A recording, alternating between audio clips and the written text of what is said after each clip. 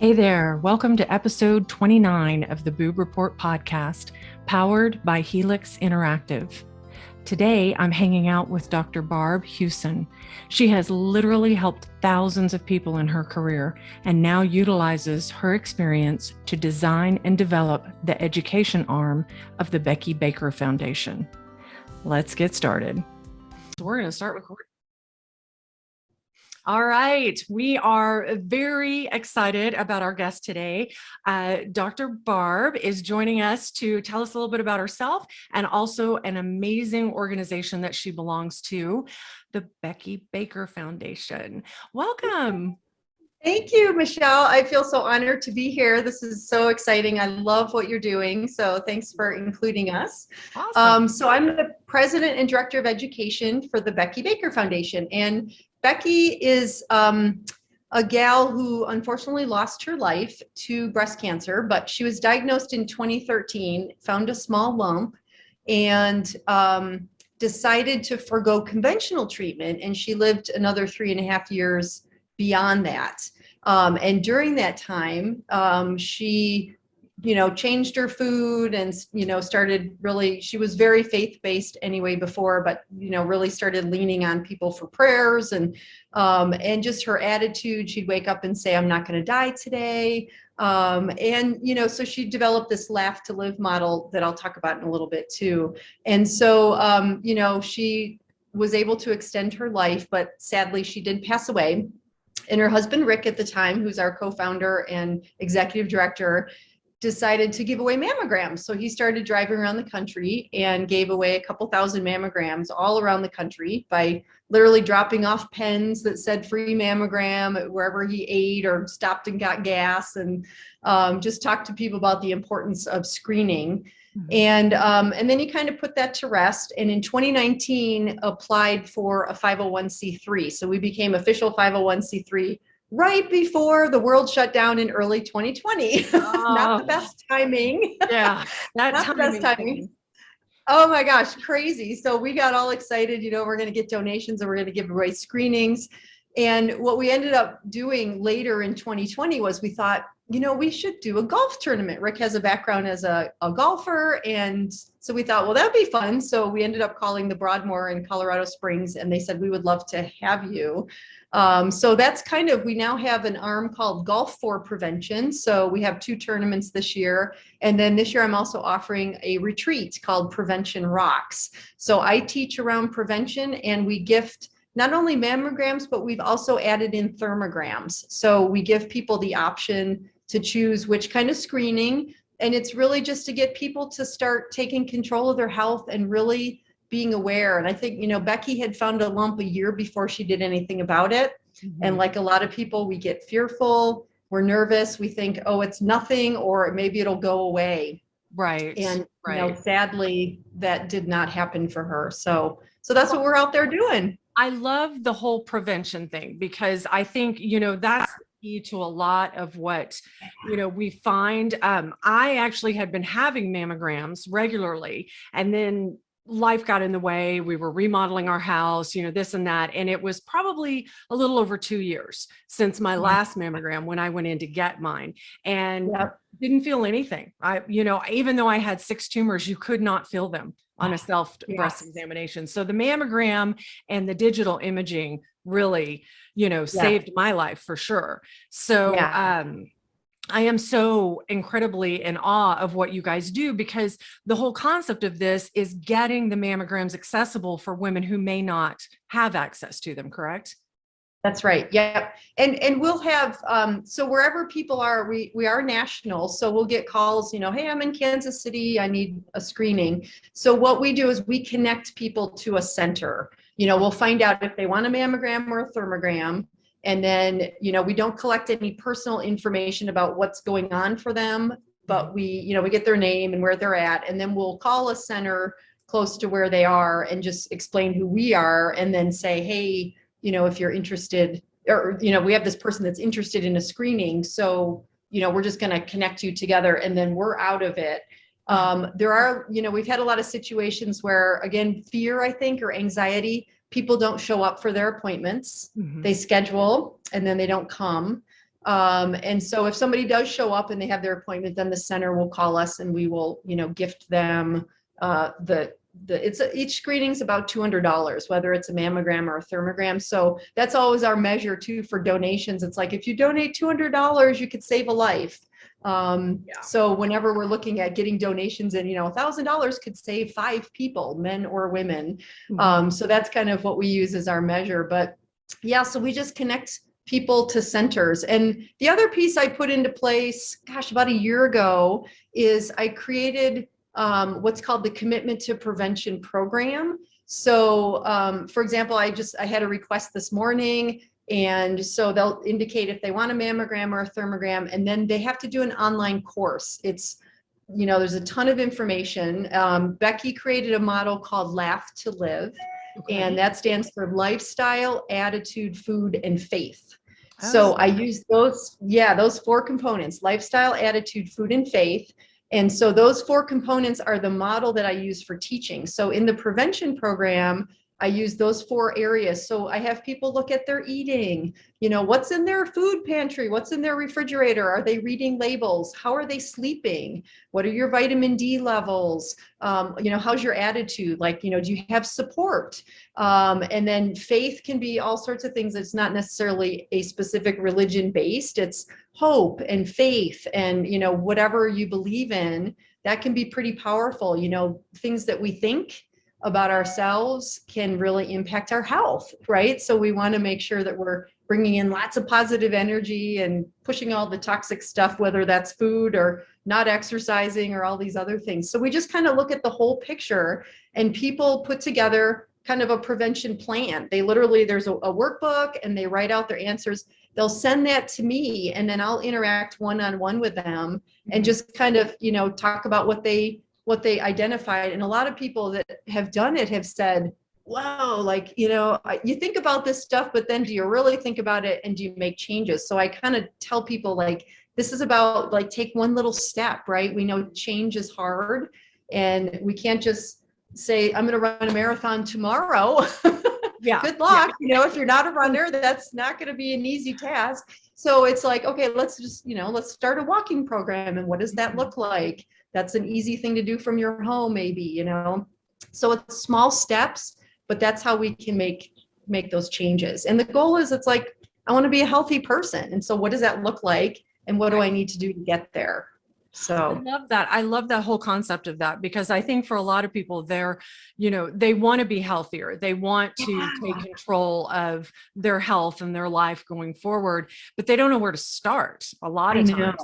They really don't. I mean, before I met my husband, I didn't meet him until I was in my mid to late 30s, and I was single. I didn't like to cook just for me. I mean, I did it occasionally, but I ate out a lot, and then the first year him and I were together, he was divorced with 2 kids, and he was like, I'm not going to be one of those fast food dads. So he had a 5 and 6-year-old eating grilled salmon, vegetables, and all of that. So I mean, my whole lifestyle changed when I started, dating him and moved in with him, and, we got married. It's so he literally changed my lifestyle and habits for the better, because he's like, I don't like the way I feel when I eat that crap. So, that was a gift for me. Oh yeah. And we know, like, here's the thing too, that we know, and this is kind of scary. We used to say, like, 1 in 7 women get breast cancer. It's now 1 in 5. Yeah. The numbers have changed. And, and I think the last couple of years didn't really help things. I know initially a lot of mammogram centers closed down, so we couldn't even send people anywhere. Right. So, that just caused probably some increases in breast cancer. I think we're going to see more cases. And breast cancer is also not like today you're fine, tomorrow you have it. It's something, it takes some time to develop. So, and we also know that only 5% of cancers are genetic, which means, so even if you have the BRCA gene, it doesn't necessarily mean you're going to get breast cancer. again, it's what do you do with your health? You know, are you really paying attention to the food that you're eating? I keep saying food because that's our fuel, but it's so important. But all these other things, stress, and again, sleep is a big issue. A lot of people are like, I hardly sleep, or I'm up half the night. Well, our brains need sleep, our cells need sleep. So really looking at like the whole person, which is more the integrative approach. And so just to really get, you know, we always say like, it's, you know, we want to save one life at a time, and you make change like one person at a time. If I can get one person to say, whoa, I have got to change what I'm doing. You know, I'm not exercising at all. I'm watching TV all day. I'm, you know, I mean, we hear stories of all sorts of kind of bad habits, right? That, you know, we all have bad habits, and but it's, you know, changing them is the hard part. So we're just trying to get that conversation going and try to stimulate some new thinking in people to really think about like, gosh, here's what I'm doing. Maybe I should be doing less of this and more of this. So. Right. Exactly. Well, and I think that anything you can do to help you lead a more healthier lifestyle. I think a lot of times, and you probably have seen this a lot, Dr. Barb, is people are like, oh, well, you know, then I have to change absolutely everything, and I have to do this, and I have to clear out this. The baby steps and just easing yourself into it is going to create a better routine, right? Yes. Yeah. And I think really thinking about James Clear, who wrote Atomic Habits, talks about, you know, who's the person that you want to be. Like we get he uses the example of weight loss. You get focused on, I'm going to lose 10 pounds. But it's like, what if you think about, you know, I want to be a healthy person. And what does that look like? That means I go to the gym 4 days a week, and don't focus so much on, I'm going to lose the 10 pounds, as I want to be known as the person that works out every day, or I'm going to run a marathon and this is what I need to do it. And so really thinking about like, I want to be a super healthy person. What does that look like? You know, and I think that's a really cool way to think about it, because then you're not so focused on like, oh my gosh, I have to like cut out, like you were mentioning, like eating out, and I have to cut all these things out. And again, when people say I'm going to run a marathon tomorrow, who's never been a runner, it's kind of hard and it may not happen, right? So we all need time to make changes. And so thinking about like, what can I do? You know, like I want to be a super healthy person. What does that look like for me? You know, and everything's very individual. So for me, it means like, you know, I need to lift more weights. You know, I notice my muscles aren't as strong, or I need to do some more walks and get fresh air and get outside because I feel better and I sleep better at night when I do that. And so that's what it is. It's very individual, but just taking those steps is critical. And you know when you hear the words, you've got cancer, oh my goodness, what does that do? That just sets you into a downward spiral for a lot of people, with emotions and, oh my gosh, I should have this, and why didn't I do that? And oh my gosh, you know, we get guilty and beat ourselves up for all these things that we've done. And it's like, okay, let's start now and move you forward in healthy ways. And we can really change the trajectory of all of this. Right. Well, and I think that's interesting that you bring that up, because I think for a lot of women, not all women, but a lot of women, myself included, is what did I do wrong? What did I do that I could have done better? So I was very hard on myself and very negative when I got my initial diagnosis. And it's something to, you know, that you have to work through. And I think for a lot of women, that's a really hard point to deal with initially once you get that call.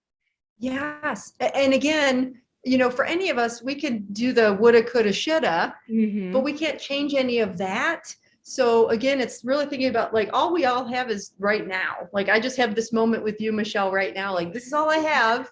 Later today, I don't know what I have, but right now I have this. So the old stuff, we can't do anything about that, you know? And so it's almost like forgive yourself for all of that and let it go. And that's the hard part, right? Because now today is what I have. So today I can go through my cupboard, or today I can start a walking program, or today I can have better habits before I try to go to bed so I can sleep better. You know, I can start a gratitude journal, any of these things, like today I can start. And so that's what, you know, that's what I talk to people about, is like, that was then, but there's so much we can do to change moving forward. Like good health can be yours, and we can get you there. So let's start right now. Like, what are we waiting for? Right, exactly. Well, and I think the thing for me, and I'm just going to be fully transparent here, is I'll make plans. I'll be like, okay, April 1st, I'm going to Right. start doing this. And then April 1st comes and I don't do it. And then I get hard on myself. So I've learned for me, don't say that I'm going to do it at this point. Just do it. Do it Do it. today. Even if I Yeah. just do it for 5 minutes, just start today and do it. Yeah. Yeah. Yeah. And again, like, I want to be a super healthy person. What does that look like? And Mm. just start thinking in that way. Like, I deserve good health and I'm going to have it. And so what do I have to do to, I've got to start looking at some habits that I've got or some things that I've been doing for way too long that has not been helping me. Right. And, again, our goal is we don't want anybody to hear you've got cancer. We don't want those words to fall on anybody's ears. They, for a lot of people, unfortunately, they do hear that, but that doesn't mean that's, stop trying. Right. Again, there's so much you can do to like really right the ship and turn it around so that you can have really good health. And it's amazing when people start getting in that mode of like being really healthy and what that means for them.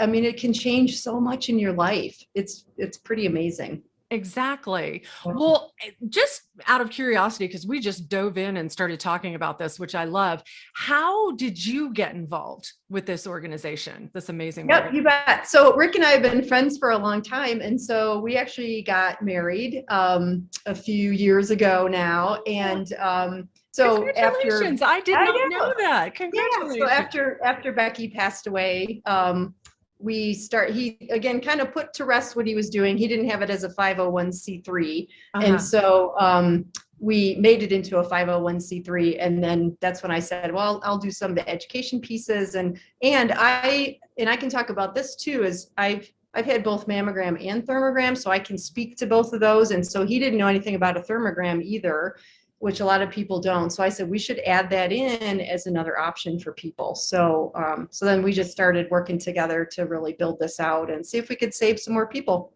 That is amazing. Now, just since you brought that up, because I know, all of us, all women, when we think mammogram, we're like, it squeezes Yes. and it's not comfortable. So Yeah. tell us a little bit about the thermogram. Yes, you bet. So thermogram, so a mammogram finds something after it's already there. Hmm. So it's a diagnostic tool. And again, it doesn't always. If you have dense tissue, that can be a problem. We need ultrasounds. We need, further testing to be able to see through. And a lot of women have dense tissue. A thermogram is, yeah, see, that's, yeah. Yeah. So like you said, you may not even feel anything is Yeah. wrong. Thermogram is we call it more of a preventative tool. It's an infrared camera. So you don't even get touched. Like you literally Oh. sit there and the camera, so it detects heat. Uh-huh. And so you could see, if you see like green or blue colors, that's good. That's cooler colors. But when you start seeing orange and red, that means something's going on. And Right. then, and there's thermography centers around the country. The thing is, a thermogram is read by an MD. They're read by a doctor. So you actually get a report back that Uh-huh. says, here's what we see. And they may warrant a mammogram after or an ultrasound. Kind of the safest, the best combo would be a thermogram and an ultrasound. Uh-huh. But it's great because it's infrared technology. They use it in NASA. Like, these are like really sophisticated cameras. So it kind of detects there's something there. It's, they're not going to say like you have cancer, but it's like there's something there. We need to look a little bit further into this. Let's see Right. what that is. And Right. it may not be cancerous at all. I actually had a gal that I sent for a thermogram, and she ended up she had a big lump and it was benign.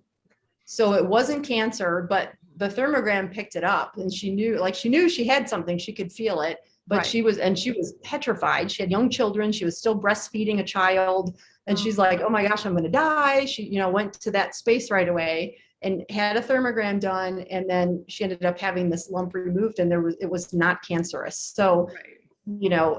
it's good to just kind of have, and the thermogram is very safe. You can have one done every day. Oh, There's wow. Okay. no safety concerns. And, a lot of times if there is something kind of brewing, a lot of times the thermographer will say, come back in 3 months. Let's kind of, again, you kind of follow and just, if you check and doesn't seem to be anything there, then let's kind of do some more thermograms along the way and just kind of see how this changes. Right. And again, changes after we've looked at your diet and after we kind of get some better health practices in place. It's amazing how some of that stuff can change. So again, we just give people the option. The best really is self breast exam. Yeah. The best and more the highest percentage of cancer because of that. Mm-hmm. Which is amazing because again, people can feel the lumps. Right. Yeah. Well, for me, we're going to keep talking because I think you froze a little bit, but we're good. I can still hear you. Can you still hear me? Oh, I think. All right. We're going to keep talking because I think she'll come back on here in just a second. Technology is so fantastic. And I'm just going to keep talking here as I'm waiting for her to reconnect, and we'll go from there. But sounds like she's connecting, and I'm just going to check my internet, and we're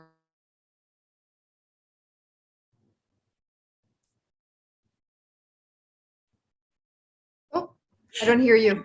yeah, this is why I have a producer. So we're all good.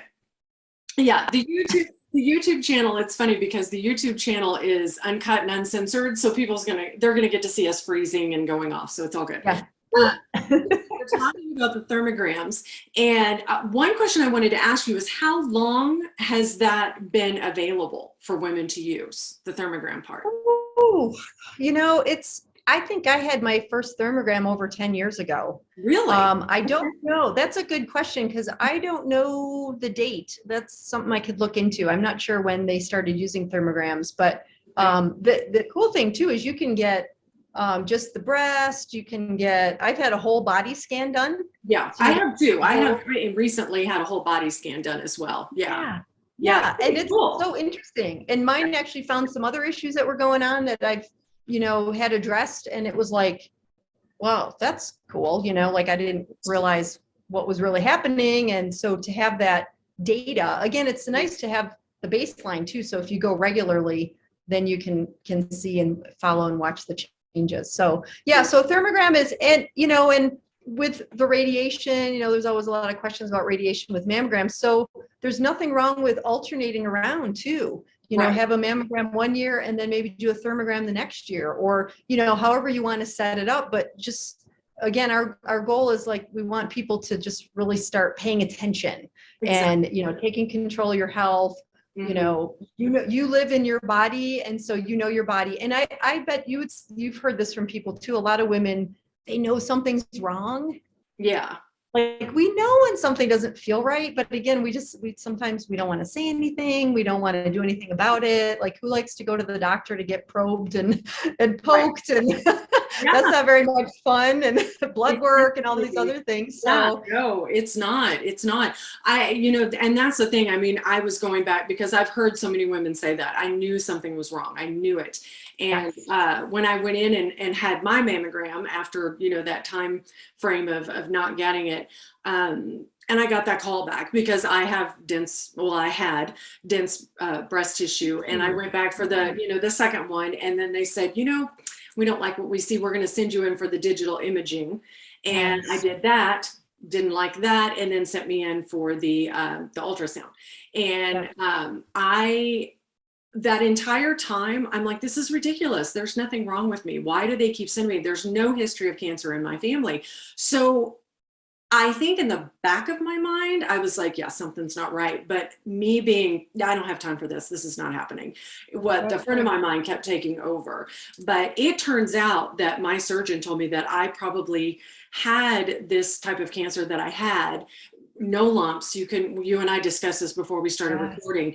I had 6 tumors, and trust me, I was manhandled once they, figured out that I had breast cancer, and they could not feel them.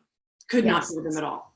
So the type of cancer I had was invasive lobular carcinoma. Starts at the milk duct, works its way back in. And, my surgeon was like, you've had this anywhere from 5 to 10 years. And I was getting regular mammograms. So it meant the thermogram may have made a big difference for me, Right, right. Yeah. So again, like a combination of things is Yeah. great. And again, to just really be consistent with checking yourself, Right. again, Yes. learning how to like really feel. There's a really cool tool called My Breast Friend. And Oh, I don't know if we've talked about Dr. V, uh-huh. Dr. Veronique Desaulnier. She has a website called Breast Cancer Conqueror. And Okay. so she has these, and we're actually an affiliate with them, but it's called My Breast Friend. And it's actually like a silicone breast and it has several lumps in it.